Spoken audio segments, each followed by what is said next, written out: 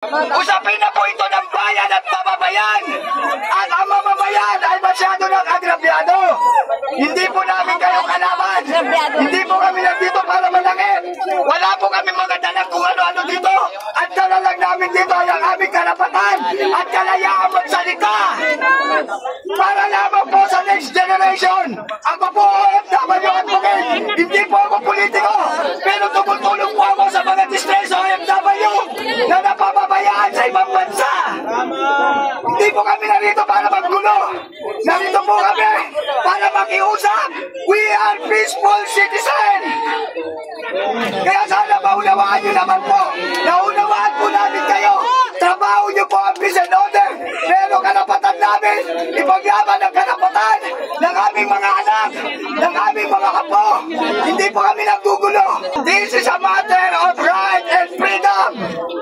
Hindi na po ito usapin ng politika. Hindi na po ito usapin ng Duterte. Hindi na po ito usapin ng Marcos. Usapin na po ito ng kinabukasan ng ating mga sanin-lahi. Sa mga kapatid natin, mga kapulisan dito, ano po ba ang inyong mga tungkulin? Ang tungkulin nyo ang protektahan ang bawat isang ordinaryong Pilipino, hindi ang mga putang na nakatira sa loob ng mamahaling subdivision na yan. Tama! Huwag nyo sasabihin sa amin na mamahinga sila. Eh putang ina, eh paano naman kami dito? Sila ay natutulog sila naka-aircon. Samantalang iba, kawawa. At ang bahay nila, sa tingin nyo ba naririnig nila tayo? Naka-soundproof ang yan! Naka-soundproof! Eh putang ina, marinig kaya tayo nila? Hindi! Huwag nyo kami i-disperse ito! Una sa lahat, papaalala ko sa inyo, nung pinadampot ni mga si Tatay Digong, ang sabi ni Tatay Digong, huwag nyo akong protektahan! Huwag nyo protektahan ng bawat isang politiko! Ang protektahan nyo ang mga Pilipino at ang Constitution! The moment that the Constitution is being stepped upon, then that's the time that you have to act! Yun ang sinabi sa inyo, Tatay Digong. Paalala ko sa inyo, hindi lang blood control ang may problema dito. Remember what happened sa PhilHealth? Ibinalik ba ang pera sa PhilHealth? Hindi. Paano? Hindi kami magkakasakay sa leptos o hindi kami mamamatay sa baha. Hindi kami mamamatay sa pagkalunod, pero mamamatay kami sa sakit. The moment na dalhin kami sa public hospital, meron bang gamot na pwede ibigay sa aming mga ordinary Pilipino? Wala! Mamamatay sa mahal na mamamatay kami sa hospital mismo ng gobyerno. Mamamatay sa bill. Kung saan dapat ang hospital ng gobyerno ang magliligtas sa buhay ng bawat isang ordinary Pilipino. Ayo ay kasama doon sa mga ordinary Pilipino. Huwag yung poprotektahan si Bagag. Kuya, mayroong gustong pumalit sa... Relax lang. Ito ako nakikiusap lang ako sa inyo bata pa kayo Kaya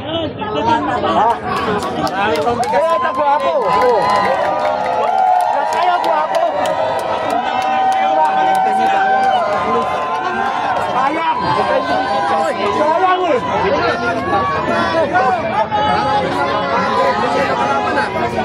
Lahat kayo guwapo. Pero naghihintayang ako sayang. Yung kung gapawa namin. Diba? Kikisig natin. Diba? Diba mo? Uniforme nyo, talaga tikas Diba? Pero, yung tikas nyo, pinatago nyo, yung magnanakaw. Walang gano'n na nagprotektahan, ilabas nyo rito. Diba? Ganyan na ba ang ibahin nyo? Uniforme nyo. Tapos pinoprotektahan nyo yung magnanakaw. Kaya diba? Ganyan na ba ibahin ng polis ngayon? Ang protektahan ng magnanakaw. Akala ko nung bata ako, hindi totoo Ngayon polis, pinoprotektahan yung magnanakaw. Pero ngayon, malaki na ako. Eto, kaharap nyo ako. Sino pinoprotektahan nyo? Ang bayan yung magnanakaw. Magsalita kayo. Natotoo lang. Hindi na. Okay. Huwag yung protektahan na magnanakaw.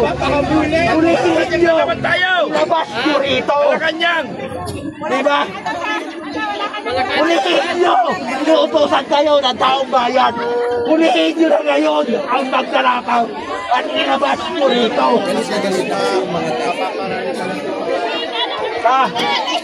Magkano ba binibigay sa inyo ng magnanakaw? Akala ko kwentong barbero lang yan eh. Ngayon pulis, inaabutan ng magnanakaw para makalipin ng magnanakaw. Totoo ba yun? Diba? Natao, sombrero ko, PNPA oh. Dito po sa diba? Pero hindi ako kumukonsinsi sa magnanakaw. Sana, maintindihan nyo. Hulihin nyo yung magnanakaw sa loob. Marami yan. Ilabas nyo rito. Pagkaritan ninyo at pag-uli at paglubog ng Pilipinas, tanongin nyo mga sarili nyo. Kasapat pa ba ang retirement benefit namin? Gusto nyo, hayaan na lang namin yung mga magnanakaw. Sipin nyo. Hindi kami ang inyong kaaway. Ang inyong kaaway at kaaway din namin ay nasa Kongreso at nasa Malacanang. Mga magnanakaw.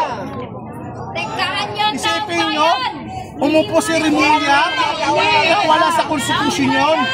Di ba po ba ang trabaho nyo ay dapat protektahan ang konstitusyon? Pero araw-araw ang ginawa sa inyo na inilagay sa posisyon si Remulla na hindi sumunod sa tamang proseso ng konstitusyon. Ano po ba ang prosesong tawan at inabuso ni Remulla? May kaso siya sa ombudsman pero nakaupo pa rin siyang ombudsman.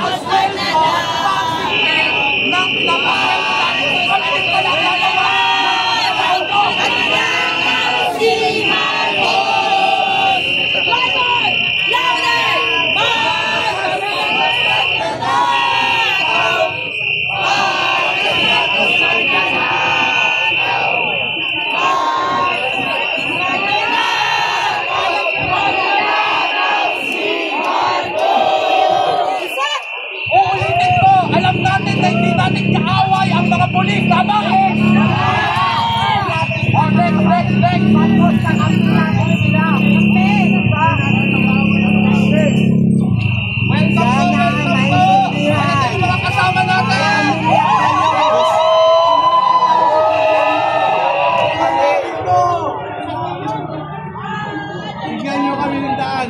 Matapos na ito. Kasi buwan na rally ng taong bayan. Dahil tayo nilulubo.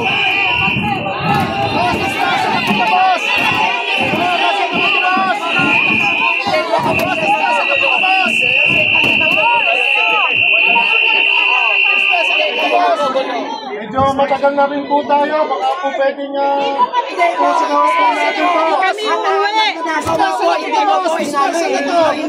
Pasensya na po kayo. Hindi kami magnanakaw. 10 minuto para tapusin mo ito. Hindi po kami magnanakaw. Hindi ganun pa kami yung limit. Ako pala ang 10 minuto. Okay lang, okay lang. 10 minuto.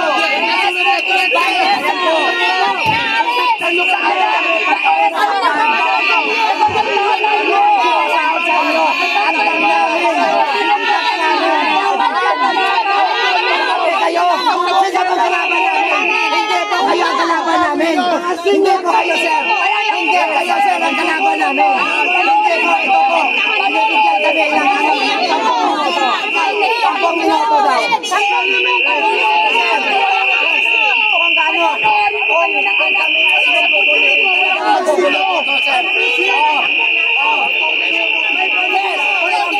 Hulihin niyo po ang magnanakaw.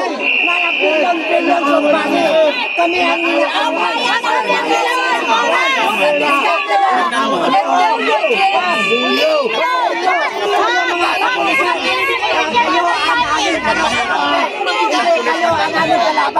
ang kalaban namin.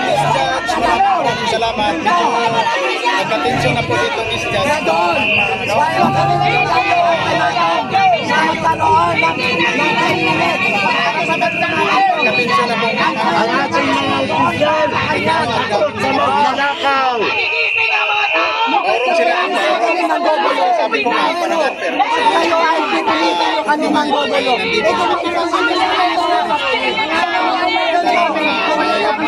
Manggugulo. kaya Karapatan kami silang dahil puntahan sa mga namang mga kapulisan. Itong mga tao dito, wala namang ginagawa. Nagpahayag lang ng kanyang saloobin. Huwag na kami nakakaway. Kasi kayo hindi nakakaway. Konting hinahon lang. Hindi po tayo magkakalaban dito mga sir. Kami po hindi po kami traditional na lista. Hindi Kami po ay mga pagkaraniwang mamayan na sobra-sobra na pong nag-aagrabyado sa nangyayari po. Ako po dating ex-OFW po, leader ng 12 years. hindi po kami mga, sir, hindi po tayo magkakalaban. Ang pinagtatanggol po namin dito ay ang karapatan nating lahat. Maging kayo po apektado na sobrang pagnanakaw ng ating gobyerno. Maging ang mga anak niyo po ay apektado. Lahat mga kapulisan. Hindi tama sa akin. Magbigayan tayo, hindi tayo magkakalaban dito. Magpaliwanag bro, sandali. Hindi natin kalaban ng kapulisan. Graduate po ako ng BS Criminology sa PCCR. Hindi po ako masamang tao. Kami po ay mga simpleng mamamayan na sobra-sobra nang apektado sa pamumunagot ng gobyerno. Sana po tayo ay hindi magkaroon ng sakitan dito. Hindi po kami narito para manakit. Kami po narito para manawagan. Para gisingin ang gobyerno na sobra-sobra ang pagnanakaw. Kawawa po ang next generation. Tama. Ang ginagawa po namin ay para sa ating lahat. Para sa ating lahat. Hindi na po ito usapin ng politika. Usapin na po ito ng bayan at mamamayan. At ang mamamayan ay masyado ng agrabyado. Hindi po namin kayo kalaban. Hindi po kami nandito para manakit. Wala po kami mga dalag kung ano-ano dito. At dalalag namin dito ay ang aming karapatan at kalayaan magsalita. Para lamang po sa next generation. Ako po OFW advocate. Hindi po ako politiko. Pero tumutulong po ako sa mga distressed OFW na napapabayaan sa ibang bansa. Hindi po kami narito para maggulo. Narito po kami para makiusap. We are peaceful citizens. Kaya sana maunawaan nyo naman po. Naunawaan po namin kayo. Trabaho nyo po ang peace and order. Pero karapatan namin, ipagyaman ang karapatan ng aming mga anak, ng aming mga kapo. Hindi po kami naggugulo. Kami po. Hindi matulog. This is a matter of right and freedom. Hindi na po ito usapin ng politika. Hindi na po ito usapin ng Duterte. Hindi na po ito usapin ng Marcos. Usapin na po ito ng kinabukasan ng ating mga sanin-lahi. Kaya sana mga naming kapulisan, ako po graduate ng PCCR, Criminology at naging intel ni General Maganto na nasa dito sa Makati. May patunay ako. Pero kasama nila ako dahil nasasaktan na rin ako na ang pamilya ko apektado na sobrang kahirapan, sobrang pagmumuragot ng mga politiko. Kayo po ay nagkaroon ng bayan. Nagkaroon kayo na nato sa balikat. Kaya mga nato sa balikat. Ang nagkapalit dyan ay integridad, honor and pride.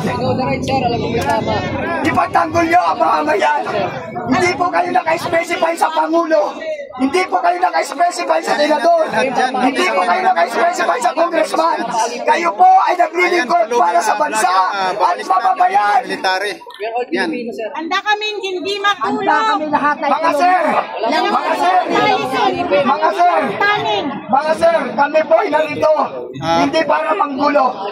Pero kung ngayong kami ay prepare sa inyo, yun po ang masaklap. Wala po kami na manggulo. Kahit magkakitaan tayo na ebidensya.